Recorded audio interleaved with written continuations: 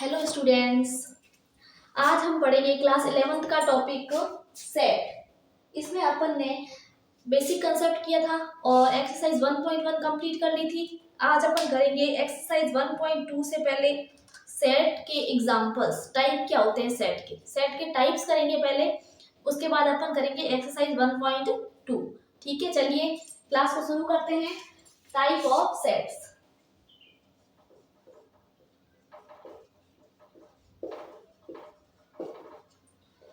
Sets के प्रकार। Sets कितने प्रकार के होते हैं, कौन कौन से सेट होते हैं? सबसे पहला लिखिए रिक्त समुच्चय।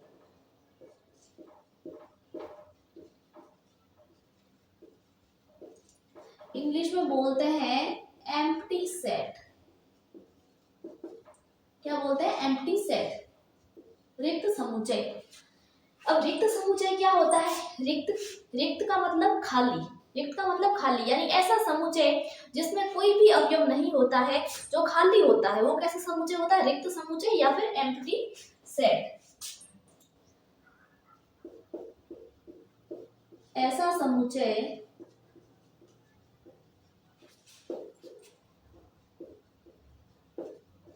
जिसमें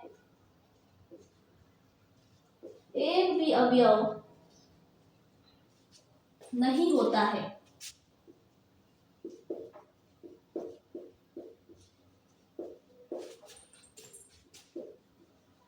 रिक्त समुच्चय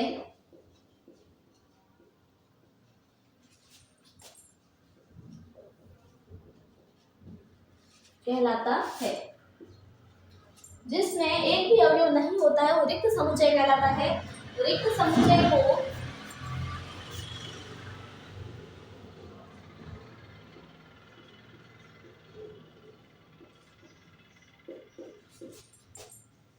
पाई से प्रदर्शित करते हैं।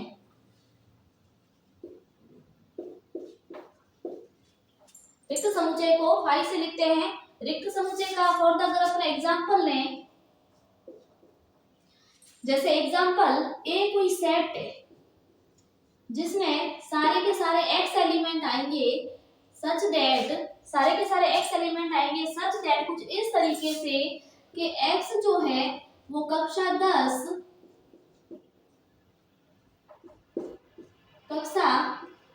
व 11 दोनों में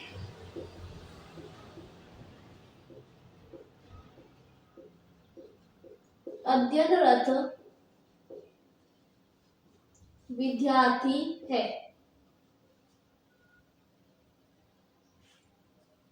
कक्षा 10 और कक्षा 11 दोनों में अध्ययनरत विद्यार्थी है। एक्स एक ऐसा विद्यार्थी आएगा यहाँ पे जो कक्षा 10 में भी पढ़ रहा है और कक्षा 11 में भी पढ़ रहा है। तो ऐसा तो हो नहीं सकता कि एक ही स्टूडेंट एक ही टाइम में कक्षा दोनों क्लासों में पढ़ ले, 10 में भी पढ़ ले और 11 में भी पढ़ ले। इसका मतलब ये हुआ कि इस सेट में कोई भी विद्यार्थी आएगा ही नहीं, क्योंकि ऐसा तो कोई विद्यार्थी होगा नहीं जो दोनों क्लासों में एक साथ पढ़ लेगा। यानी कि ये कैसा समुच्चय हुआ? रिक्त समुच्चय, क्योंकि इस समुच्चय के अंदर एक भी अवयव नहीं आएगा। ठीक है। दूसरा टाइप होता है परिमित समुच्चय।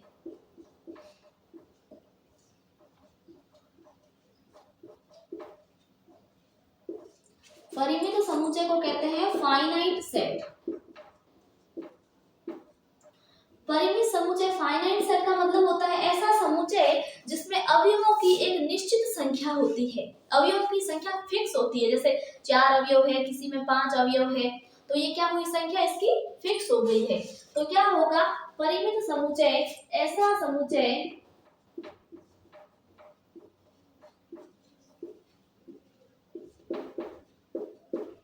जिसमें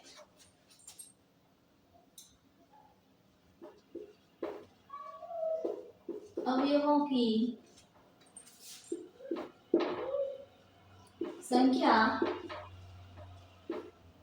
निश्चित होती है।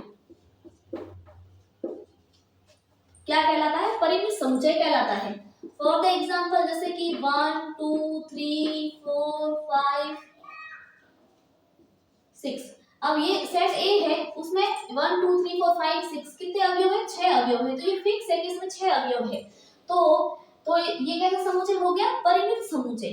अब number of element of set A, set ए के अंदर अवयवों की संख्या को अपन कैसे लिखते हैं? समुच्चय ए में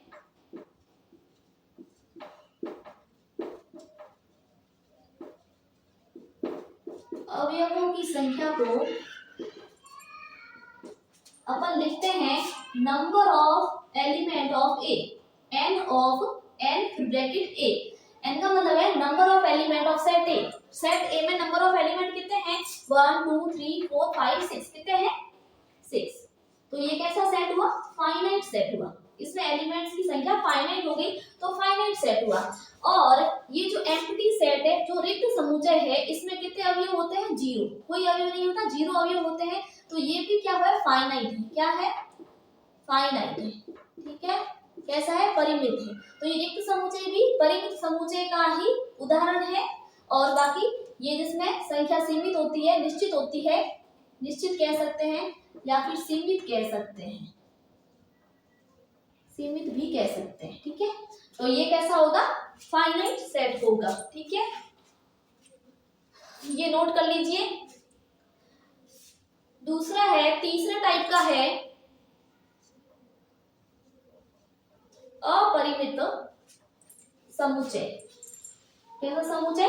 अपरिमित समुच्चय। तीसरा टाइप है अपरिमित समुच्चय, इनफाइनाइट, इनफाइनाइट सेट। इनफाइनाइट नाम से ही पता चल रहा है कैसा सेट है? इनफाइनाइट सेट है। तो नंबर ऑफ एलिमेंट्स इनफाइनाइट होंगे। ऐसा समुच्चय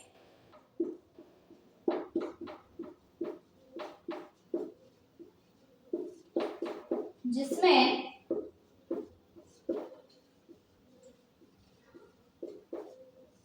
अवयवों की संख्या सीमित नहीं होती है,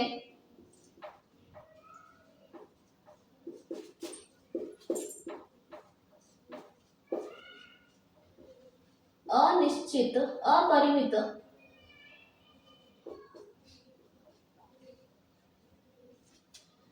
समुच्चय कहलाता है।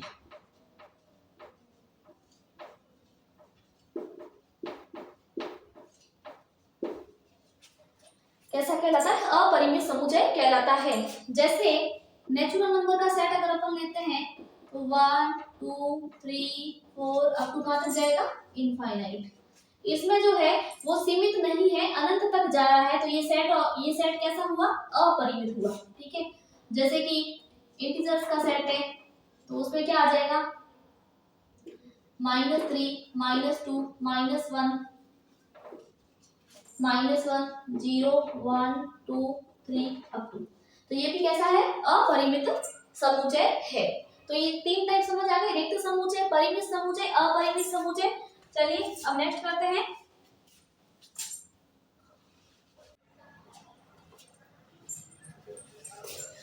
चलिए, समान समुच्चय। दो समुच्चय ए तथा बी समान समुच्चय कहलाते हैं यदि समुच्चय ए और समुच्चय बी में अवयवों की संख्या समान होनी चाहिए। समुच्चय ए और समुच्चय बी में दोनों में नंबर ऑफ एलिमेंट्स क्या होने चाहिए? समान होने चाहिए। तो वो दोनों समुच्चय क्या कहलाएंगे? समान समुच्चय कहलाएंगे। और इसे हम a = b से प्रदर्शित करते हैं क्योंकि a और b दोनों क्या है? समान है। ठीक है, चलिए अब अपन एक्सरसाइज 1.2 का क्वेश्चन नंबर फर्स्ट करते हैं।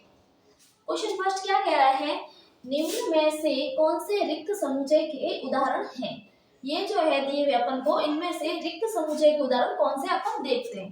पहला है 2 से भाज्य विषम प्राकृत संख्याओं का समुच्चय। यानी कि कह रहा है कि जो विषम प्राकृत संख्याएं हैं जो कि 2 से भाज्य है उनका समुच्चय। तो विषम प्राकृत संख्याएं क्या होती है? चूंकि 1 3 5 7 11 13 अप टू इंफिनिटी, ये क्या है? विषम प्राकृत संख्या है। क्या इनमें से कोई भी विषम प्राकृत संख्या 2 से विभाज्य है? नहीं है, क्योंकि ये विषम प्राकृत संख्या है इसलिए ये 2 से विभाज्य नहीं होती है। क्योंकि विषम प्राकृत संख्या 2 से भाज्य नहीं हो सकती,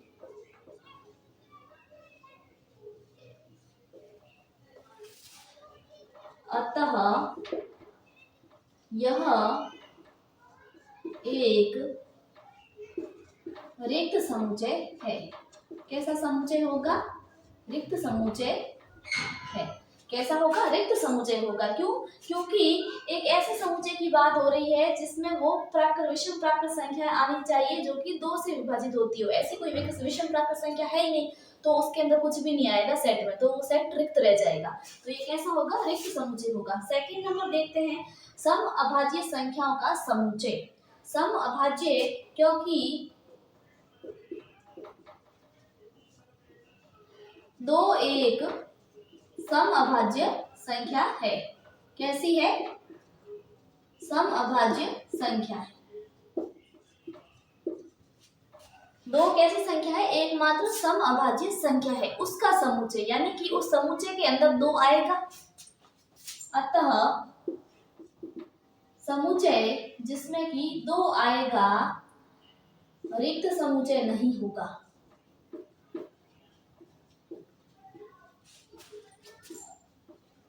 नहीं है क्योंकि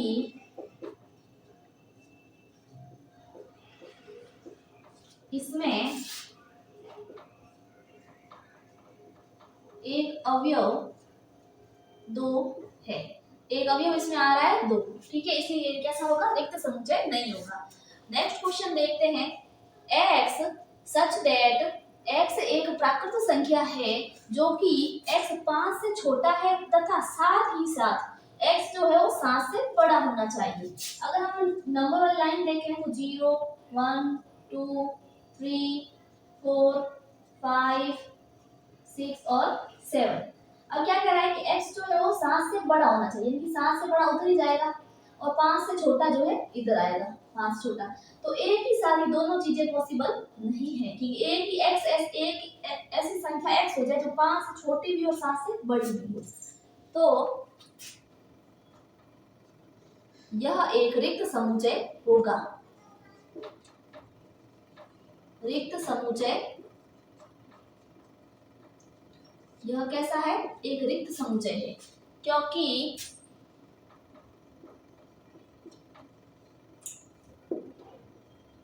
एक प्राकृत संख्या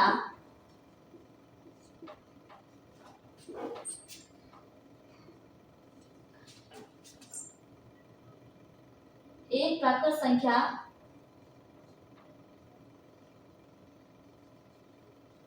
5 से छोटी और 7 से बड़ी एक ही समय में नहीं हो सकती।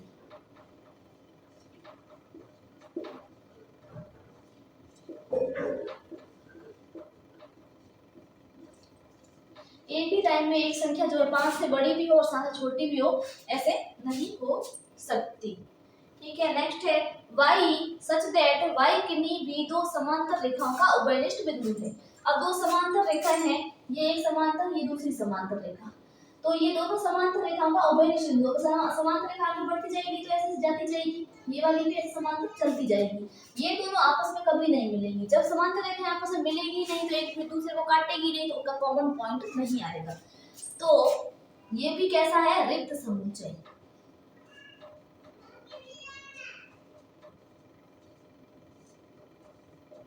क्योंकि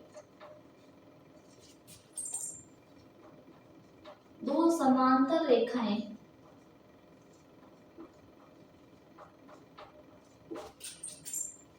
एक दूसरे को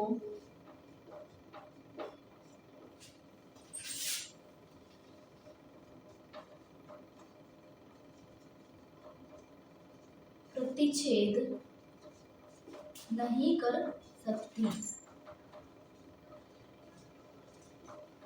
ठीक है, तो ये क्वेश्चन नंबर फर्स्ट था, आपको सबको समझ आ गया। अब नेक्स्ट क्वेश्चन करते हैं सेकंड।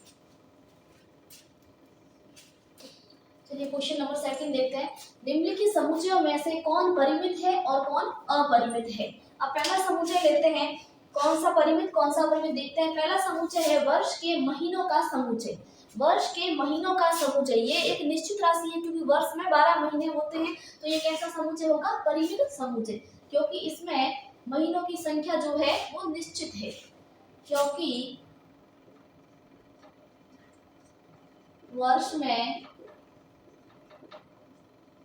12 महीने होते हैं, अतः महीनों की निश्चित संख्या है।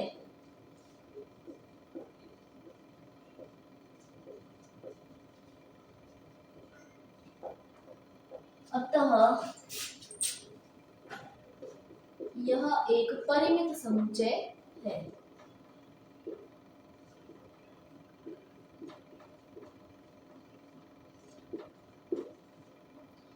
नेक्स्ट है, ये है सेट ऑफ नेचुरल नंबर 1 2 3।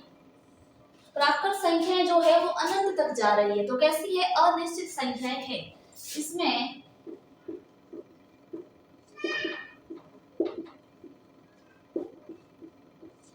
संख्याएं अनिश्चित है, निश्चित इसमें नहीं है,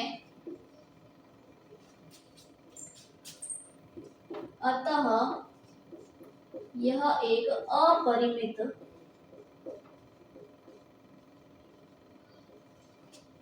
समुच्चय है। कैसा है, अपरिमित समुच्चय है। नेक्स्ट है, सेट है 1 2 3 99 अप टू 100। इसमें जो संख्याएं हैं 1 से लेके 100 तक है। इस समुच्चय में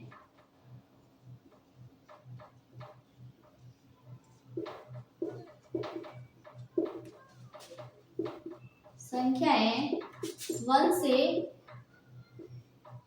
100 तक है, जो कि निश्चित है।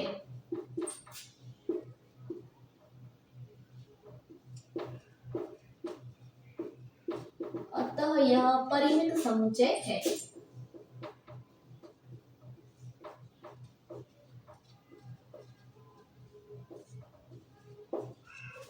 इसमें जो संख्या है 1 से लेके 100 तक जा रही है, जो कि एक निश्चित क्वांटिटी में है 1 to 100, तो ये क्या समुच्चय होगा, परिमित समुच्चय होगा। अगला है 100 से बड़े धन पूर्णांकों का समुच्चय। अब 100 से बड़े धन पूर्णांकों का समुच्चय, पूर्णांक तो अनंत तक जाते हैं और 100 से बड़े हैं तो 100 के बाद से शुरू होकर अनंत तक चले जाएंगे वो, ठीक है। तो धन पूर्णांकों का समुच्चय, तो 100 से बड़े धन पूर्णांकों का समुच्चय की संख्या जो है अनिश्चित है। 100 से बड़े धन पूर्णांकों की संख्या अनिश्चित है।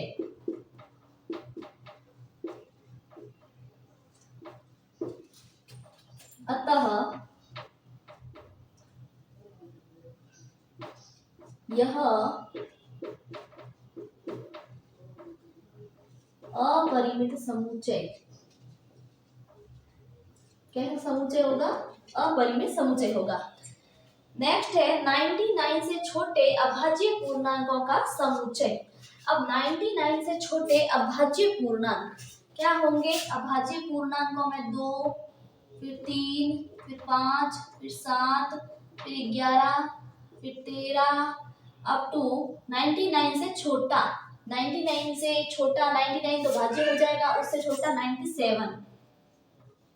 तो ये क्या है, फिक्स राशि है, क्या है, फिक्स है क्वांटिटी।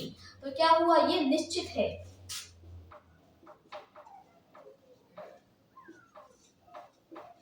निश्चित संख्या है, अतः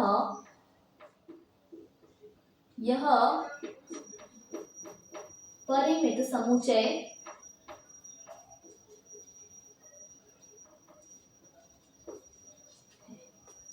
ओके। ये सबको समझ आ गया। अपन ने पहले क्वेश्चन में क्या कर दिया था, रिक्त समुच्चय कौन कौन से, उनकी पहचान हो गई थी। फिर एग्जांपल कर दिया अपने परिमित और अपरिमित समुच्चय की। अब चलिए नेक्स्ट क्वेश्चन की ओर चलते हैं। चलिए नेक्स्ट क्वेश्चन करते हैं। निम्नलिखित समुच्चय में प्रत्येक के लिए बताइए कि कौन परिमित है और कौन अपरिमित है। तो पहला है एक्स अक्ष के समांतर रेखाओं का समुच्चय। पहला क्या है? एक्स अक्ष के समांतर रेखाओं का समुच्चय।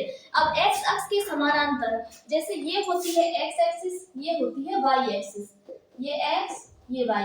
अब इसके समानांतर आप कितनी भी रेखाएं खींच सकते हो, कितनी भी रेखाएं खींच सकते हो, इन्फिनिटी तक जाती है। तो ये कैसा समुच्चय हुआ? ये हुआ अपरिमित समुच्चय। कैसा हुआ? अपरिमित हुआ, क्योंकि एक्स अक्ष के समानांतर अपन जो है वो अनंत रेखाएं खींच सकते हैं एक्स अक्ष के समांतर। ठीक है, तो ये कैसा हुआ? यह अपरिमित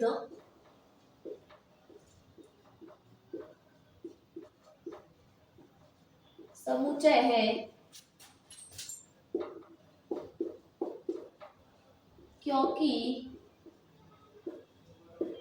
एक्स अक्ष के समांतर अनंत रेखाएं खींची जा सकती है। समझ आ गया? ये कैसे होगा अपरिमित? क्योंकि एक्स अक्ष से समांतर अपन अनंत स्पर्श अनंत समांतर रेखाएं खींच सकते हैं, तो ये कैसा हुआ? अपरिमित। नेक्स्ट है अंग्रेजी वर्णमाला के अक्षरों का समुच्चय। अब अंग्रेजी वर्णमाला में अक्षर जो है एक निश्चित संख्या में है, 26 अक्षर होते हैं, तो ये निश्चित है। तो यह कैसा हुआ? यह परिमित समुच्चय।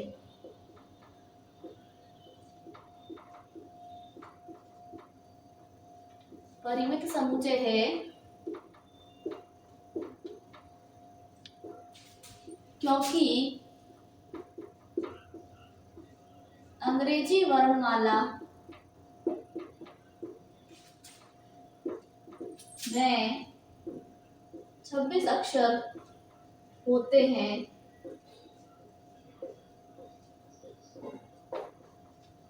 जो कि निश्चित संख्या है।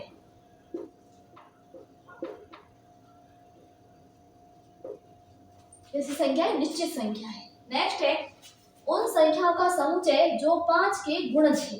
उन संख्या का समुच्चय जो 5 के गुणज है। तो अपन देखते हैं कि 5 के गुणज का सेट 5, 10, 15, 20 अप टू इंफिनिटी तक ये जाएगा। जितने प्राकृत अंक होंगे अप टू इंफिनिटी तक 5 का भाग जाएगा जहां जहां, तो ये इंफिनिटी तक जाएगा। ठीक है, तो ये कैसा हुआ? अपरिमित समुच्चय, क्योंकि इसमें जो है 5 के गुणजों की संख्या अनंत है। क्योंकि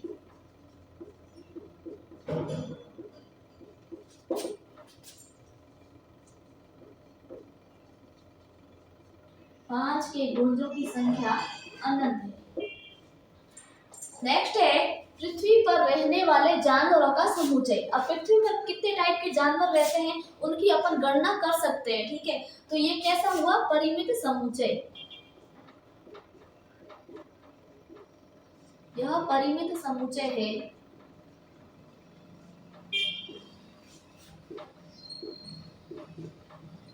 क्योंकि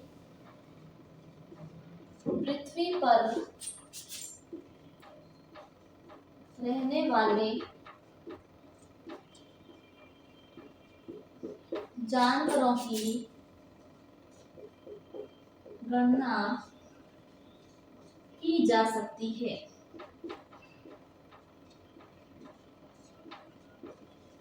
ठीक है, ये समझ आ गया सबको? नेक्स्ट है मूल बिंदु 0 0 से होकर जाने वाले वृत्तों का समुच्चय।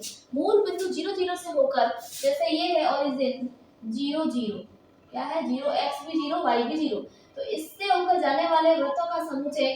तो एक इकाई का वृत्त खींच लो, इससे 2 इकाई का खींच लो, फिर वापस 3 इकाई का खींच लो, इस तरीके से इन्फिनिटी तक। इधर भी खींचेंगे तो इन्फिनिटी तक। तो कितने होंगे? ओरिजिन से जाने वाले जो वृत्त होंगे, मूल बिंदु से होकर जाने वाले जो वृत्त होंगे, उनकी संख्या अनंत है। तो ये कैसा होगा? अपरिमित समुच्चय।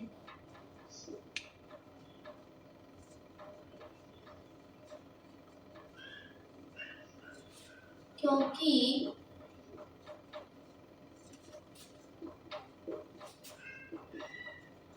मूल बिंदु से जाने वाले वृत्तों की संख्या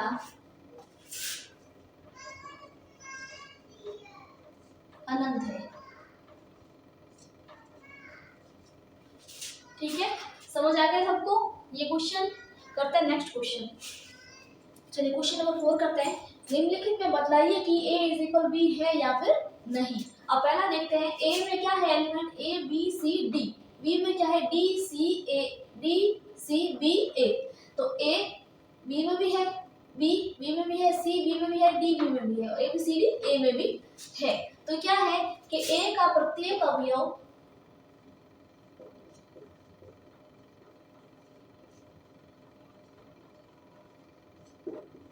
B में है, B में तथा B का प्रत्येक अवयव A में है, अतः A इज इक्वल B है। ये दोनों क्या है? बराबर है। इसके चारों एलिमेंट है, A में है, B में चाहिए चारों एलिमेंट B में भी है। तो सेम एलिमेंट A में, सेम एलिमेंट B में, तो ये दोनों सेट क्या हुए? बराबर हुए। ठीक है, अगला है A 4 8 12 16, 8 4 16 12, 4 A में है, 4 B में है, 8 A में है, 8 B में भी है, 12 A में है, 12 B में नहीं है। क्योंकि 12 belongs to A but 12 not belongs to B, 12 B में नहीं है। 16 A में है, 16 B में भी है, 18 B में है बट 18 A में नहीं है, and 18 belongs to B and 18 not belongs to A। तो ये कैसे सेट हुए? A is not equal B। कैसा होगा? A जो है वो B के बराबर नहीं होगा, क्योंकि 12 A में है, 12 B में नहीं है, और 18 B में है, 18 A में नहीं है। कि एक एलिमेंट का डिफरेंस आ गया, तो एक भी एलिमेंट का अगर डिफरेंस आ जाता है तो दोनों सेट बराबर नहीं होंगे, दोनों ही में ही सेम एलिमेंट होने चाहिए। ठीक है, नेक्स्ट है A 2 4 6 8 10। तो A सेट है ये। B सेट क्या है? X सच दैट X सम धन पूर्णांक है जो कि 10 या फिर 10 से छोटे हैं। तो B सेट को अगर ओपन करेंगे तो B में क्या आएगा? सम धन पूर्णांक। तो क्या आएगा? 2 4 6 8 और 10 से छोटा और 10 के बराबर, यानी कि 10 20 में आएगा, क्योंकि 10 के बराबर वाला इसमें साइन लगा है। ठीक है, तो ये क्या होगा? 2 4 6 8 10, 2 4 6 8 10। तो A का प्रत्येक एलिमेंट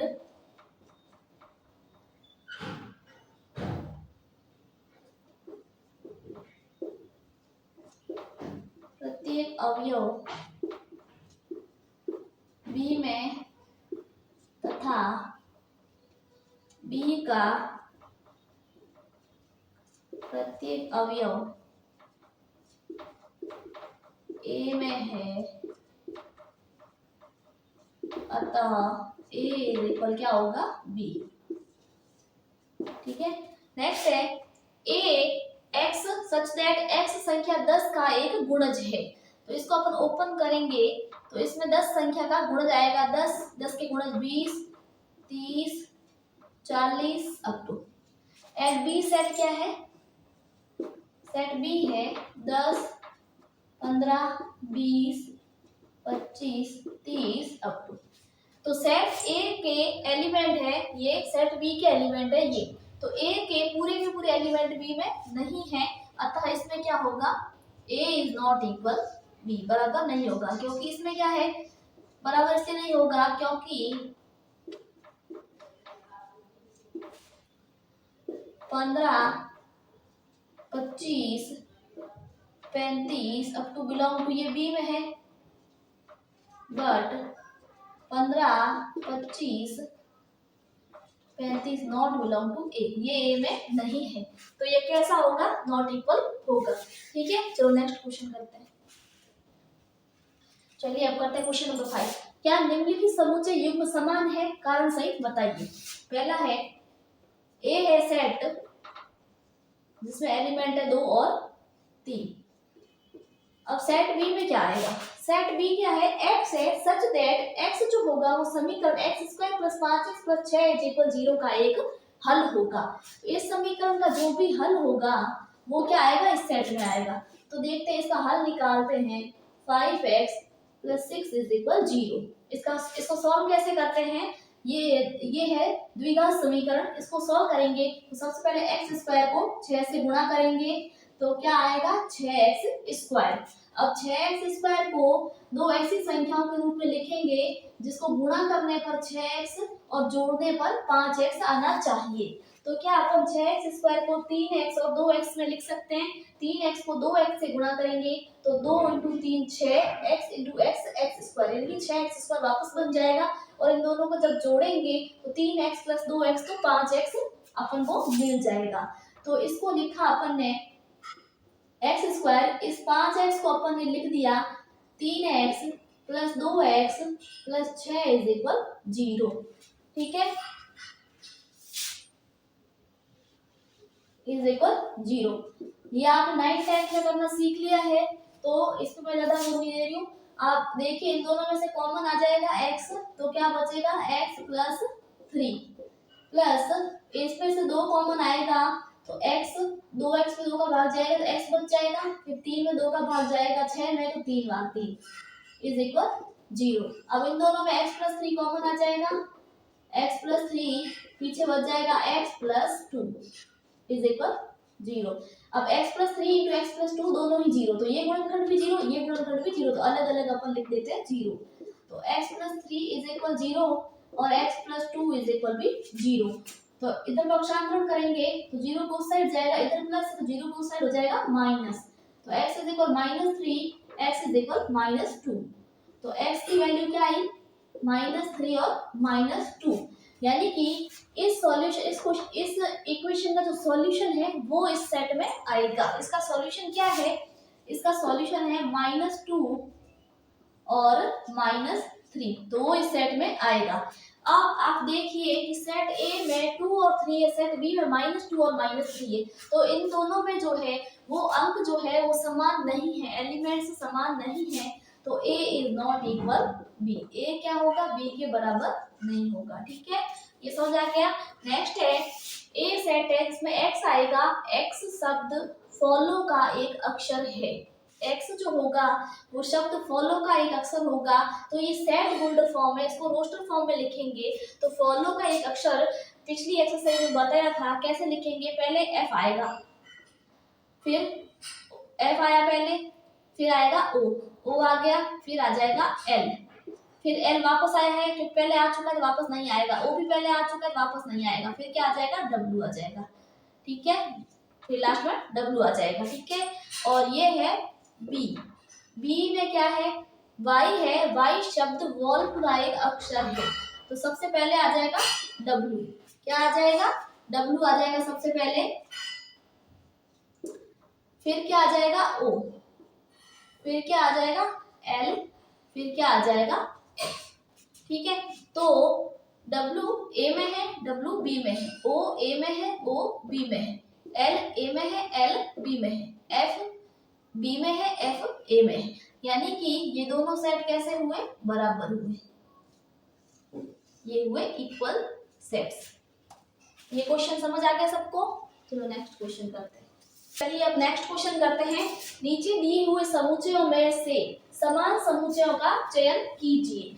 ये जो अपने को सेट्स दिए हुए हैं इनमें से इक्वल सेट का अपन को चयन करना है। अब देखें सेट ए है 2 4 8 12, क्या इस तरीके का कोई सेट है, और 4 8 12 14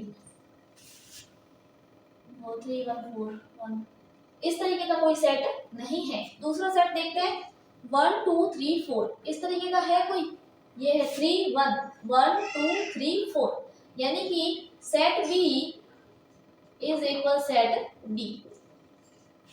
क्या एलिमेंट इसमें 1 2 3 4, दोनों में ये वाला एलिमेंट्स है।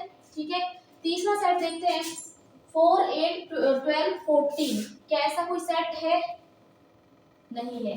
तीसरा देखते हैं डी वाला तो हो गया, ई वाला देखते हैं -1 1, ऐसा कोई सेट है, ये रहा जी, यानी कि set E is equal set G. क्या एलिमेंट है इसमें? -1 एंड 1, ठीक है। और सेट F0A ऐसा भी कोई नहीं है, सेट H01 ऐसा भी कोई सेट नहीं है, ठीक है।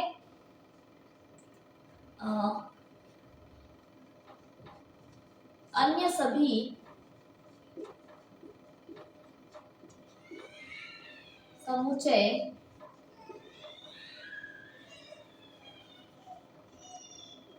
समान नहीं है, ठीक है। तो ये क्वेश्चन सबको समझ आ गया कि ये दो सेट बराबर है, ये दो सेट बराबर है, बाकी सेट कोई भी इसमें से इक्वल नहीं है। तो इसी के साथ अपनी एक्सरसाइज 1.2 कंप्लीट होती है। अब नेक्स्ट क्लास में अपन थोड़ा कुछ बेसिक कॉन्सेप्ट करके फिर एक्सरसाइज 1.3 करेंगे। तब तक के लिए थैंक यू, और मेरे चैनल को लाइक, सब्सक्राइब और शेयर कीजिएगा, ज़्यादा से ज़्यादा सब्सक्राइब कीजिएगा। Thank you.